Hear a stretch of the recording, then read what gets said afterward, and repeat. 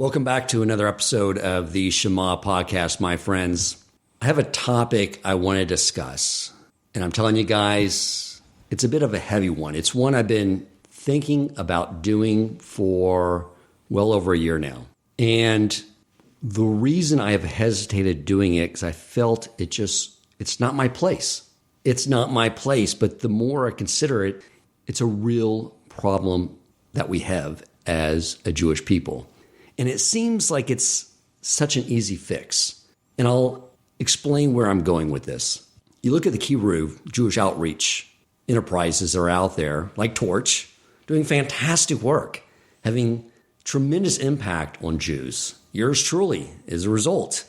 And you look at other organizations like Torah. I can't tell you how many people I've spoken with, people that are now rabbis who were secular Jews taking that birthright trip to Israel, found out about the Torah free breakfast and went for it. And somehow Rabbi Weinberg was able to, over the course of that breakfast, convey to those listening that the Torah is divine, providing all the proofs necessary to make it unquestionable, and why it was incumbent on every Jew to fulfill it over the course of a breakfast. And that propelled them, because once a Jew has that information, it propels them to learn Torah and learn how to live in a Torah observant way. I went through the same thing. On my own, it took me 6 months. 6 months. I just sat there and read logical proofs. I found it fascinating until finally, like a Mount Sinai experience, I had no free will. I knew it's true, comes from the Almighty. I'm a Jew. I need to learn what it says and do it. And for many of you listening, you understand it is a huge endeavor to take on going from living a secular life to learning and then doing and adapting an entirely new lifestyle, entirely new way of thinking.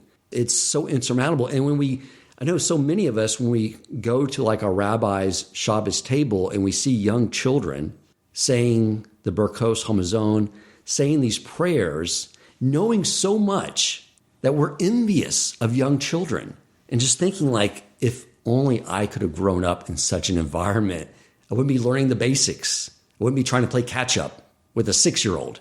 And I think back, and I've thought about this a lot over the years, like at one point, all of our history, if we did come into this world as a secular Jew, there was, whether it's a grandparent, great-grandparent, great-great-grandparent, one of them were growing up, sitting around Shabbos table as a young child, saying those prayers as well.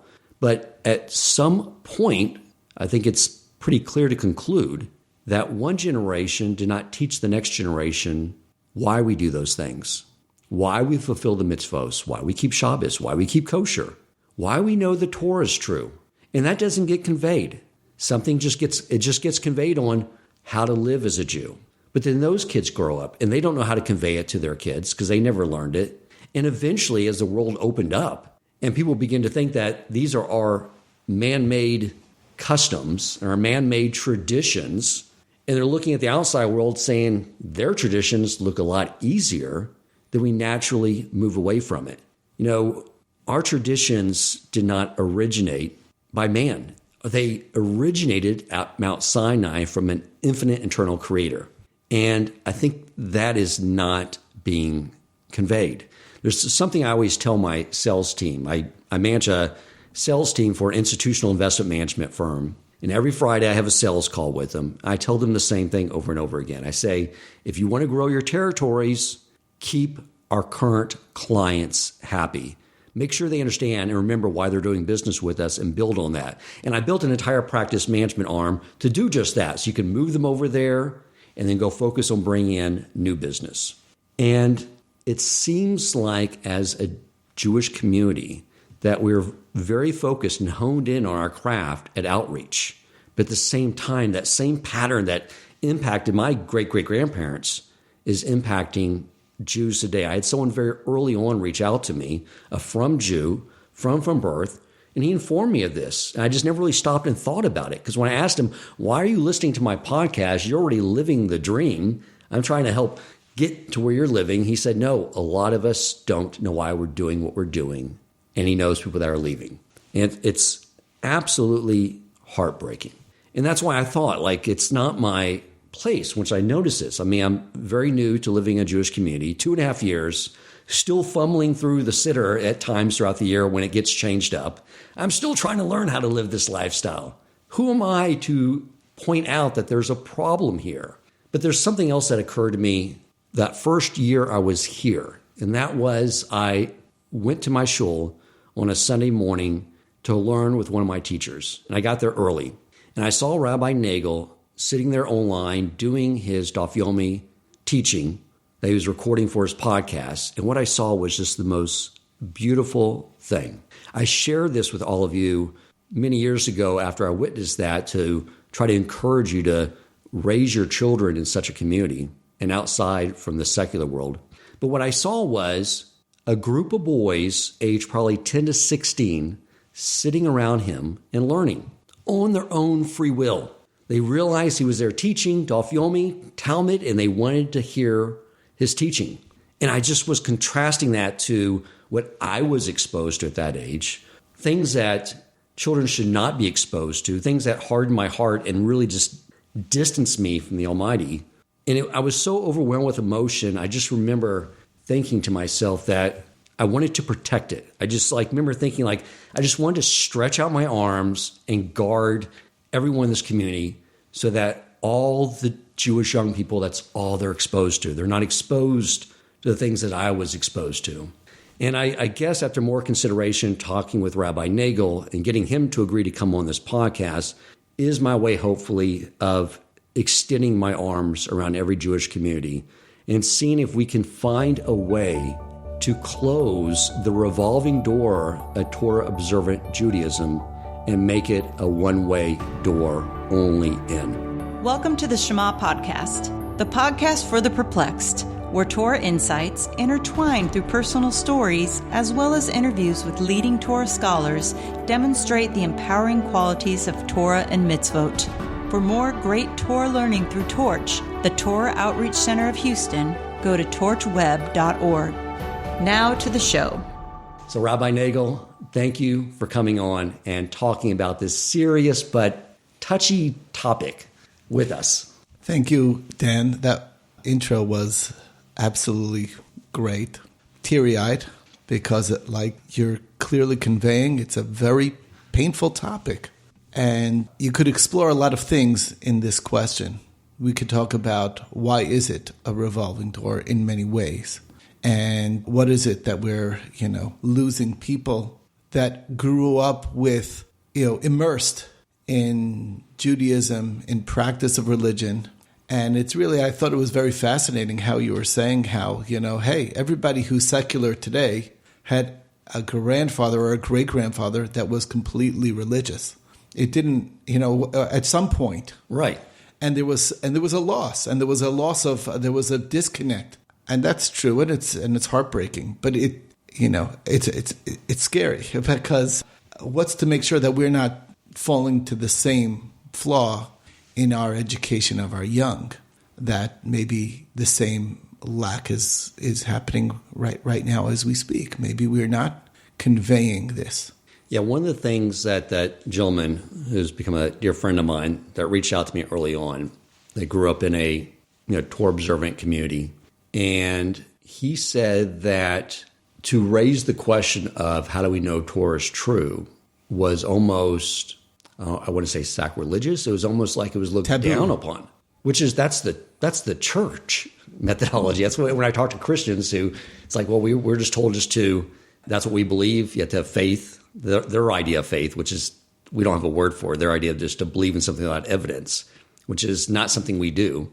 I think that's part of the problem is we have evidence that Torah is true, and maybe that's just not being taught. That's one idea. It's interesting. I'd like to just take a little bit of an exploration of how did this disconnect occur. I don't believe, honestly, if people grow up immersed in a religious environment and are living a happy, fulfilled life, even if they do not know the answers to these crucial questions, the likelihood of them looking outside for satisfaction is rare. They grew up happy, immersed in joy, and with the religion. it's very unlikely they would look outside. And for millennium, for Jewish people, that was entirely sufficient.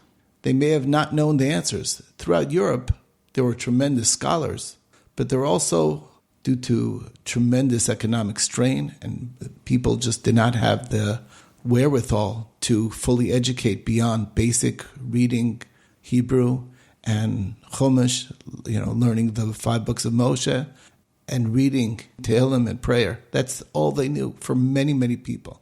But they were devoutly religious, and they found their religion completely fulfilling. And it was fine. Right.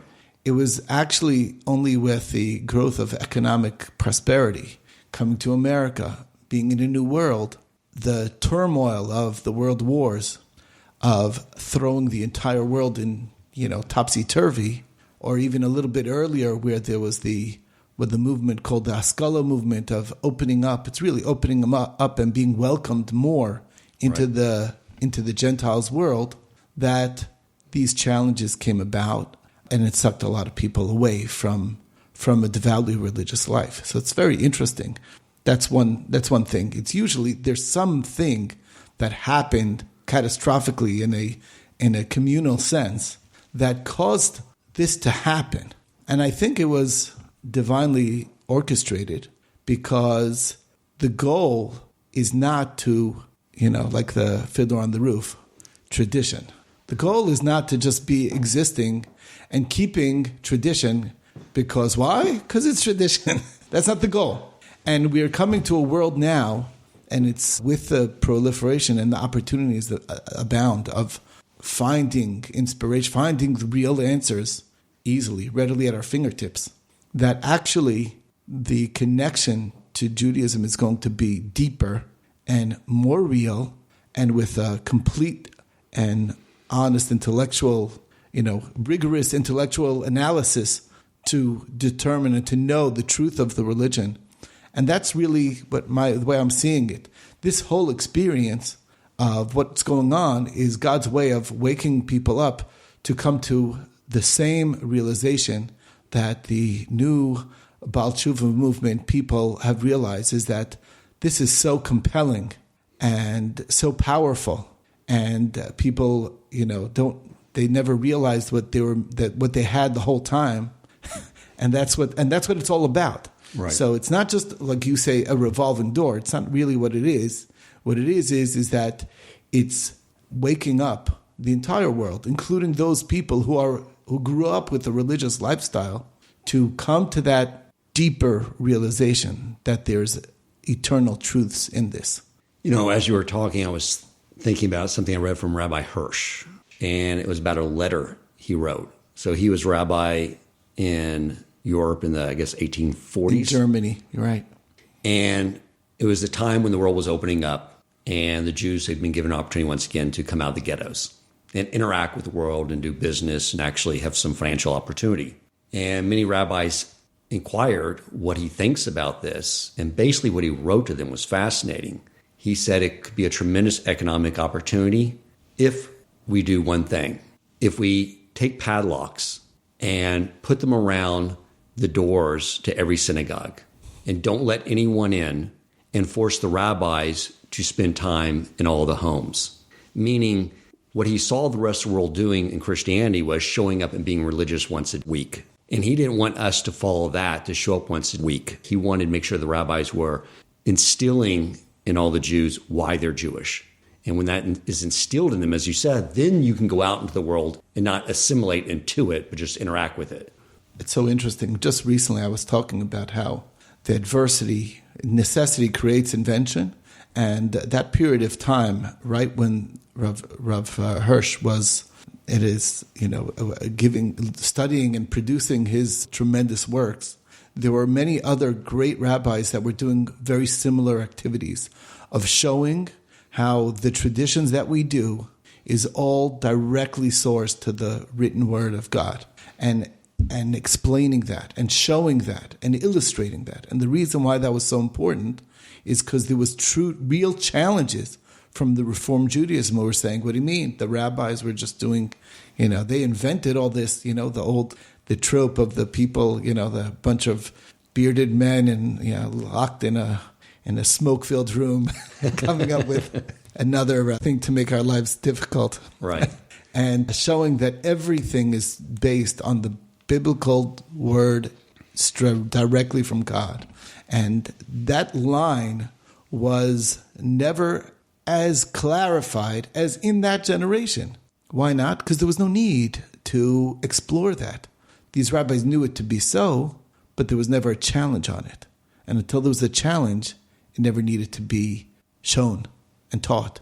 Right. And so that's the point, is that brought out that tremendous innovation, brilliance of these rabbis. They focused their tremendous, copious intellect on this very subject to develop, and we are still the recipients today. The Tshuva movement, the rabbis are looking into these books to present the truth of Judaism to the new generation, all because of that challenge. So, I mean, you can look at it, as the glass half full or the glass half empty. Yes. To me, it's a stage. It's a process. And in the process of getting this going, there's going to be people who, didn't quite get they didn't access themselves. And I think that's really what's available. But as time goes on, as podcasts are proliferating, it will be there. There's going to be less and less of an excuse of saying, well, I didn't know. And I think that what we're doing right now, right here, is part of the solution, but it's part of what God intended, that there's going to be Baal Tshuva talking to a rabbi and discussing this very subject, and it going out there on the world, on the World Wide Web, and people will find it, and they'll say, you know what am I doing? And that itself is, to me, a very, trying to put a positive spin on this process here, because I think it's very, very important. God wants us to have a real deep and powerful and strong and with our full intellect, without that niggling doubt that, well, look, I'm just taking it for granted. Hey, I mean, you could hear a lot of people say, well, doesn't every religion claim that their, religion's great? And, hey, they're so sure. And, and like I've heard many people say, well, look, if you grew up Muslim, you'd be a religious, rock throwing Muslim. You know what I'm saying? And who's to say that our religion is right? Right. And that's a great question, but look into it. Yeah. And then open the conversation up to have that. Because one of the things I've said on this podcast a lot is this English word of faith, to believe in something without evidence. I was repulsed from that at a young age.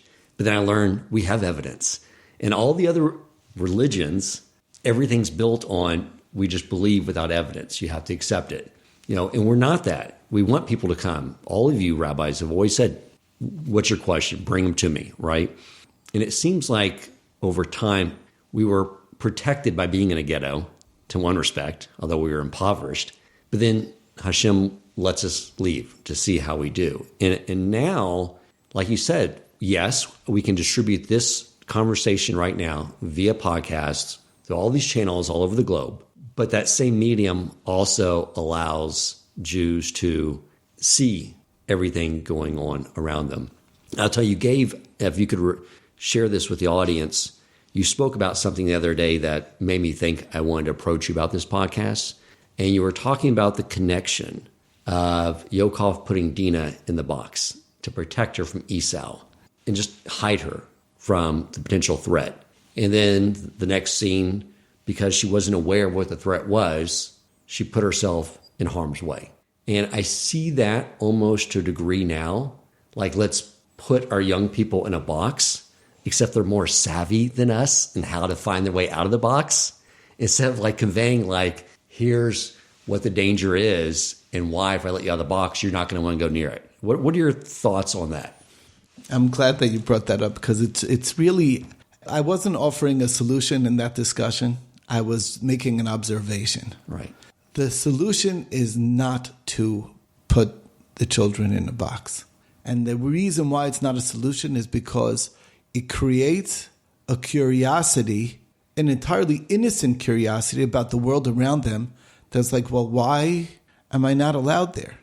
kind of like in The Wizard of Oz. It's like, pay no attention to the man behind the curtain. Right, exactly. Don't look at that. That's not important. You know what I'm saying? Right. That's exactly when you're going to go look. Right. Okay. You want to see what it is. So it's an innocent curiosity, and you have to recognize it as they have no motives of making trouble.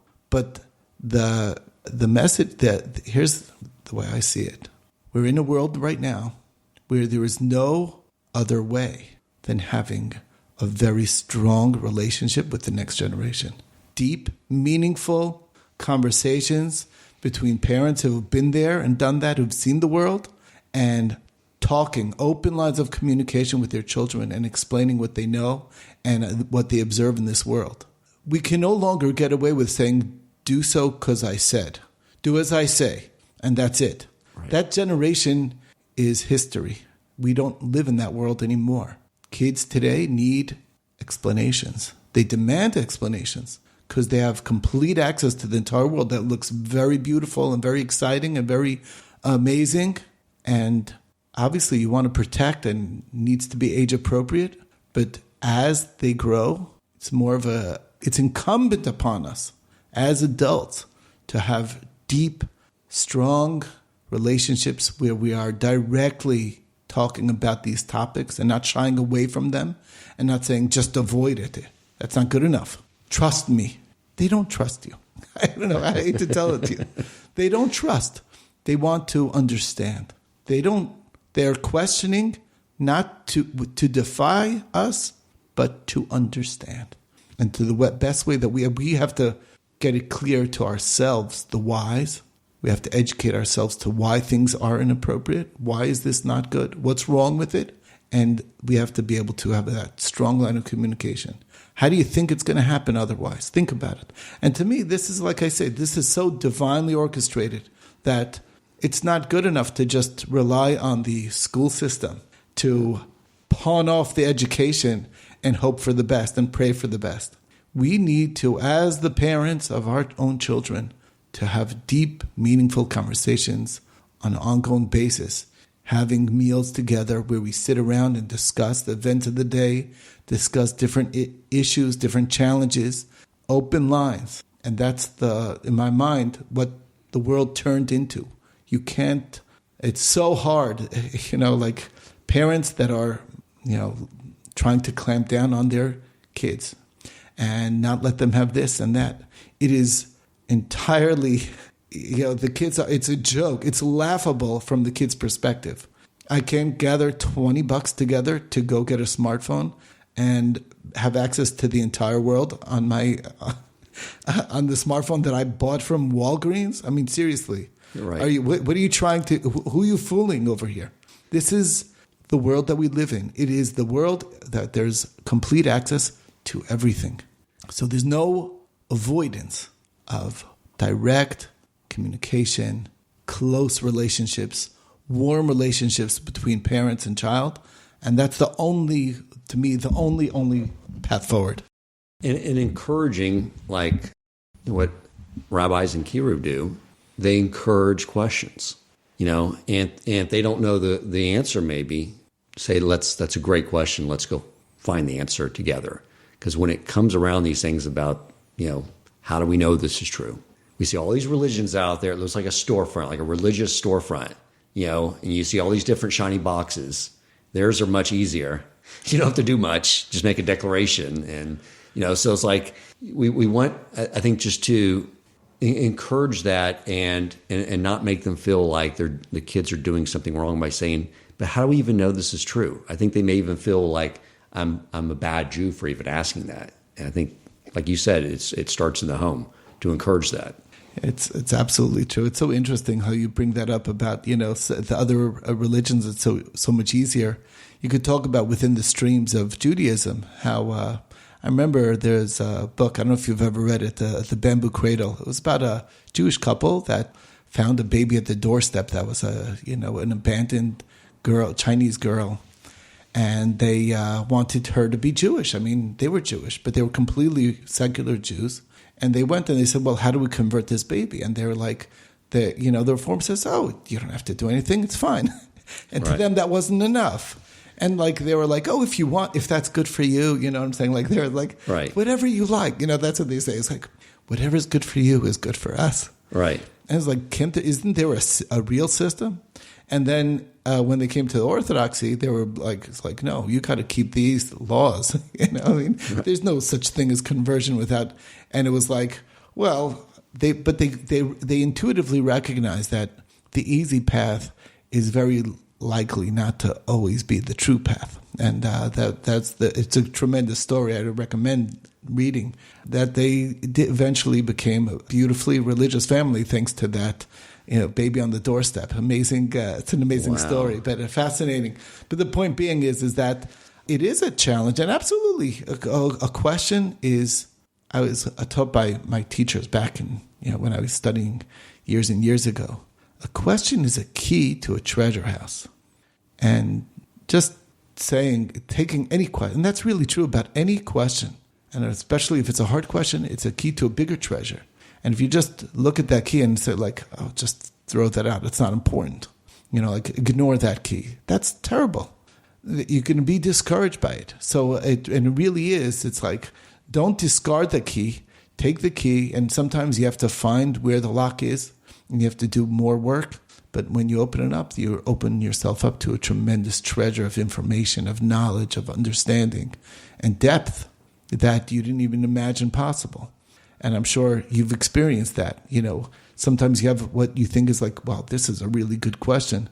And then you explore it, and then you look into it, and then it's like, wow, this is mind-blowing. This is eye-opening. Right. Can't believe that what wealth I opened myself up to because of that question.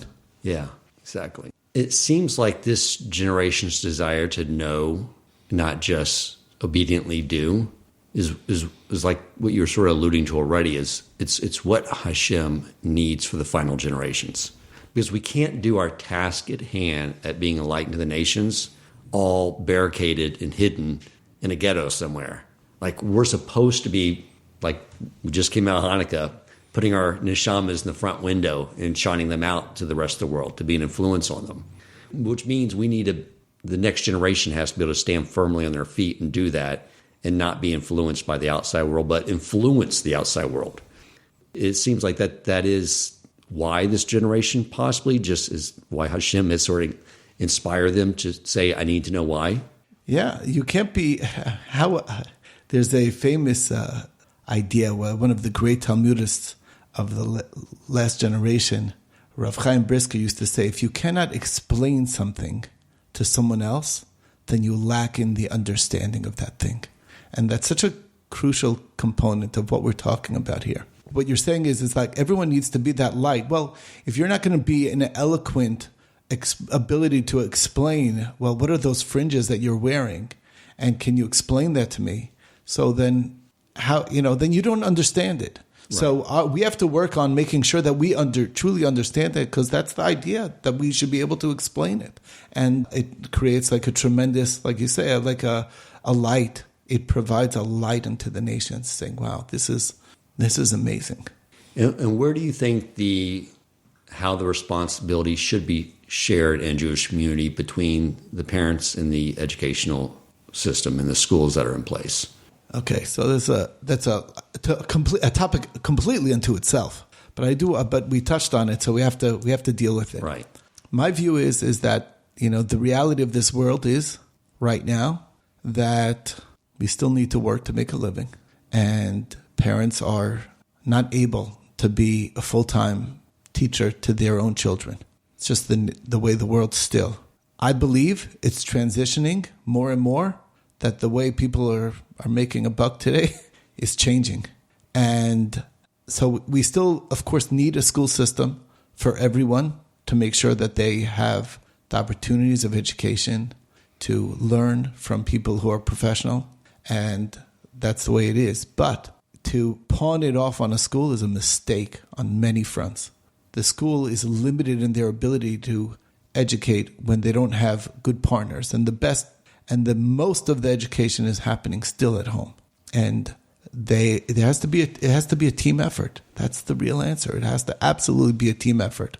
the father, the child, the mother, and the child, they're all working towards having those conversations, discussing at the table, eating together at a meal, and having an opportunity to sit in a relaxed manner instead of everyone on their phones or, Right. But in modern times, it's such a sad situation. Having intimate times with their kids. Hey, what do you think makes the biggest influence? I'm one of 7. I still remember to this day, and I grew up had an amazing childhood. I have no complaints at all. But the time that I had alone with my father, I still remember to this very day. We went on a ride somewhere. We ate at a restaurant. It's the only one time. That was just me and my father. Right. It was a family time. There was other times, but like that type of thing doesn't happen, okay, in a busy world that we're in today. Right. And we have no choice but to drop that path, okay? We're going to have to have that ongoing, direct, personal relationship with each child as a complete individual. And it's a teamwork. The school's trying their best, and the school needs to trust the parents need to trust the schools. They need to have a meeting of the minds to say that we're on the same page. And that's the only way that we'll be successful.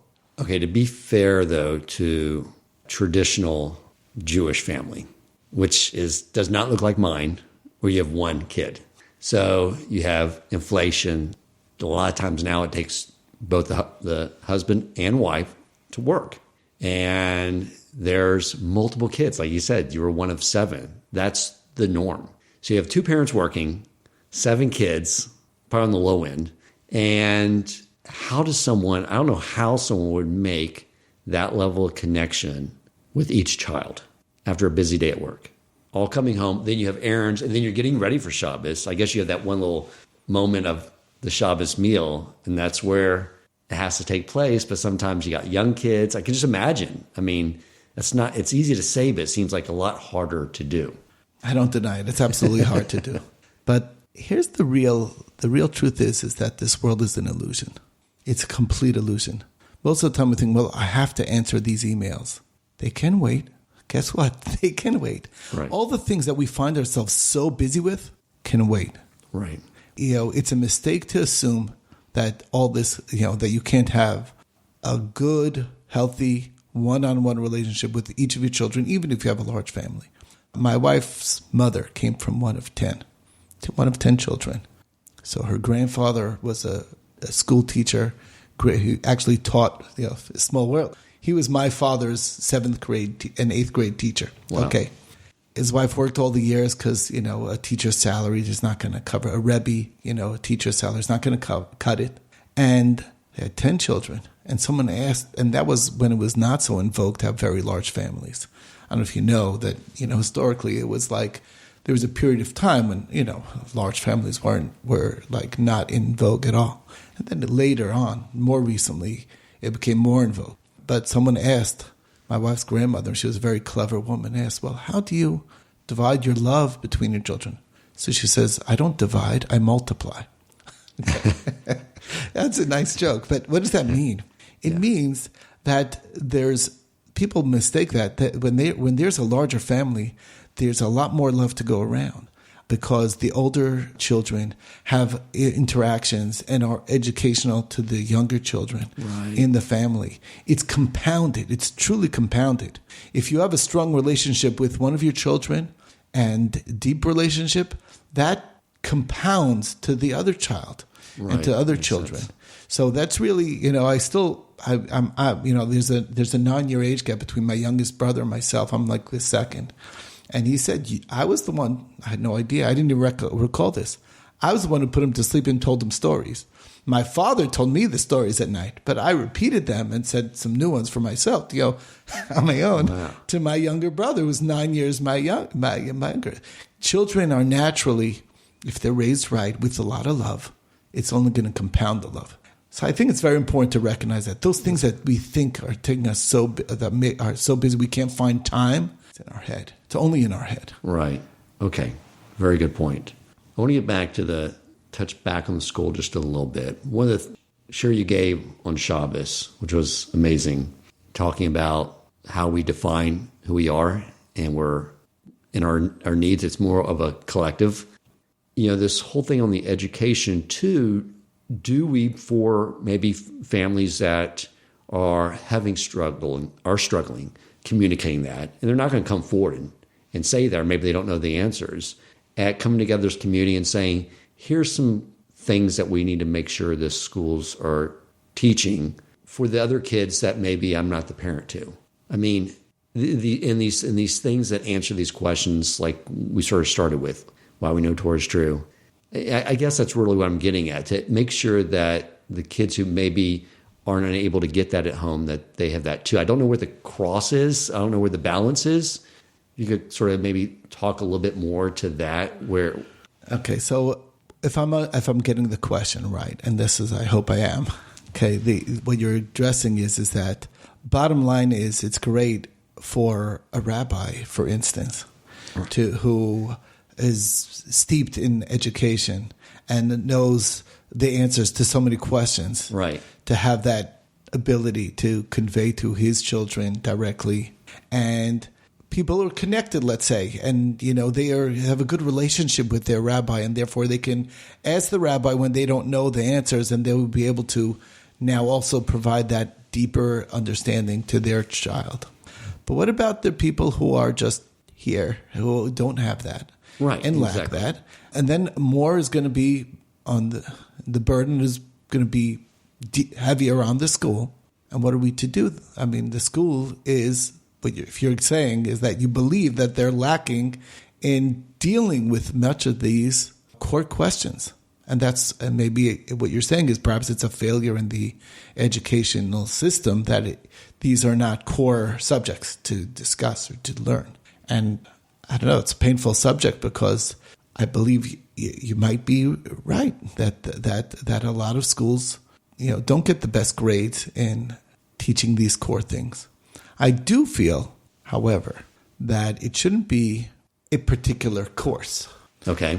I do feel that it really should be permeating all the Judaic subjects as an opportunity for the teacher to touch on these very important questions. And I think, if you'd go to the school system and speak to the teachers and find out, it's like, does these ideas ever get conveyed? And they will tell you probably absolutely. It's not a class, it's permeating the class in opportunities when it's the most alive, because a child raised a question that woke up this topic, and it was a living opportunity that the teacher grabbed on to take time out of the schedule and out of the rigorous curriculum that we have to. It's like, well, we have to turn the page today because right. God forbid we fall a day behind in our. And it's like I do think that a good school would recognize that as the right thing to do at that time is to stop and make that the focal point of the class, because that's especially when it's woken up in the class. Right.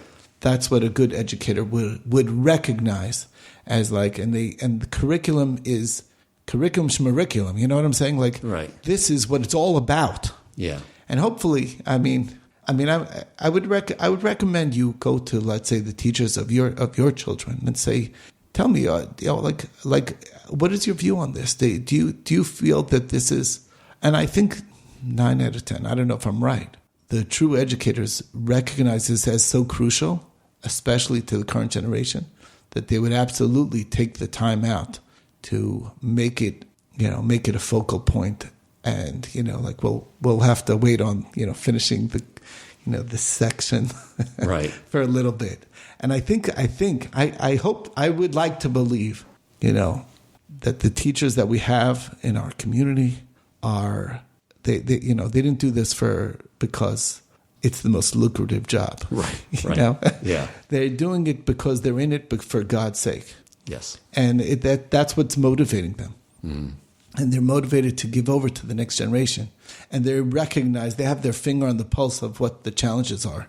You talk to any of the teachers, of the rabbis that are teaching in the schools, they know exactly what the difficulties are. There's people who have personal challenges, and these are very, very difficult times that we even live in. But they recognize that if they can get an opportunity like this, they would grab such an opportunity. I believe that. I really would like to believe that. I think it is true by and large. Sure. And again, there's these organizations that help schools. I think that bringing it over there, that giving them, the information in a way that's easily conveyable to children, there's this organization, Torah Observant, that came down. We had a few weeks ago. Mm-hmm. They are they connect with day schools all over the country. I think then they help with curriculum. I kind of think that's the organization you would talk to and say, look, well, how is this, is there some higher up people who are really good at conveying this information that could be given over to the teacher when the opportunity arises to be able to explain things in such a clear way as necessary to educate the next generation and connect to them. It's connections. It's all about connections. Right. Amazing, Rabbi. I appreciate you coming on discussing this. I want to sort of recap for the listener some key points maybe to walk away with. And one is, as parents, is just not only encouraging questions and trying to get our children to ask questions, but if we can't clearly answer the question, to bring in someone else, a rabbi, or learn it for yourself to be able to answer these questions and remove these doubts. Right? That's one. Is encouraging those type of questions. We don't want them thinking in their head how we know this is true and never having that question answered. Right? I think that was a key thing you conveyed. Absolutely. Yeah.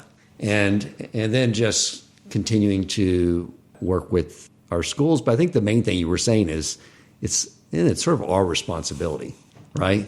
It's on us. Absolutely. It's an excuse to say, well, what could I do? The school's not teaching to that. That's an excuse. And one should never let himself get away with excuses. I'm sure you don't let it in work. They have every great excuse, why didn't they get this client? Well, why don't you, you know what I'm saying? Right. Well, you find ways. And that's the answer. We have time crunches, all kinds of things, deadlines and everything. They are all excuses. Right. And as long as it really goes with our hierarchy, what is our hierarchy over here? It's how important is it? And if it's really important, then it fills the slot first. Right. And then you work around that.